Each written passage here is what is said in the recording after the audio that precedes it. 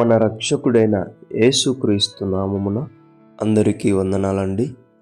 ఈరోజు దేవుని మాటలు అపోస్తులుల కార్యములు 16వ అధ్యాయం 5వ వచనం. గనుక సంఘములు విశ్వాసమందు స్థిరపడి అనుదినము లెక్కకు విస్తరించుచుండెను.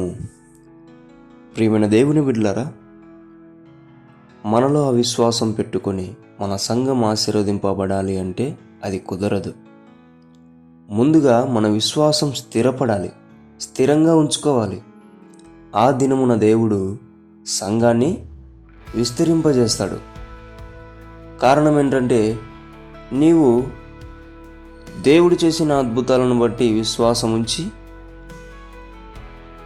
దేవుడు నీ జీవితంలో సైలెంట్గా ఉన్నప్పుడు ఆ విశ్వాసాన్ని విడిచిపెట్టే విధముగా నువ్వు జీవిస్తే నీ సంఘం ఎప్పుడు కూడా విస్తరింపబడలేదు.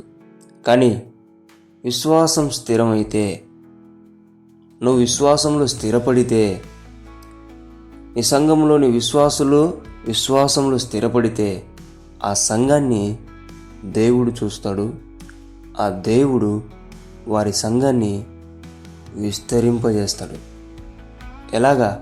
సంవత్సరానికి కాదు, 5 ఏళ్ళకు కాదు, అనుదినము నశించిపోతున్నటువంటి అనేక ఆత్మలను నీ సంఘానికి నడిపించి వారిని కూడా విశ్వాసంలో స్థిరపడేలా దేవుడు సహాయం చేస్తాడు.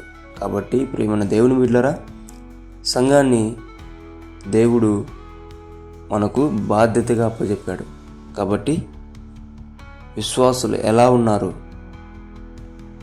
విశ్వాసము ఎలా ఉంది అని పరీక్షించుకుంటూ విశ్వాసంలో స్థిరపడే బిడ్డలుగా వారిని తయారు చేస్తూ, వారికి వాక్యాన్ని అందిస్తూ, సత్యాన్ని అందిస్తూ, దేవుడిచ్చినటువంటి మాటలను వారి హృదయంలో చేర్చి విశ్వాసంలో వారందరూ స్థిరపడేలాగున చేస్తే ఆ దినాన దేవుడు నీకు అప్పచెప్పిన సంఘం దేవుని ద్వారా విస్తరింపబడుతుంది, ఆశీర్వదింపబడుతుంది.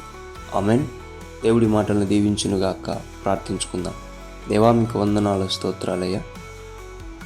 విశ్వాసము నా తండ్రి ఇంకా స్థిరపడలేదేమో మా సంఘంలో, విశ్వాసమునైనా నాలో ఇంకా స్థిరంగా లేదేమో తండ్రి.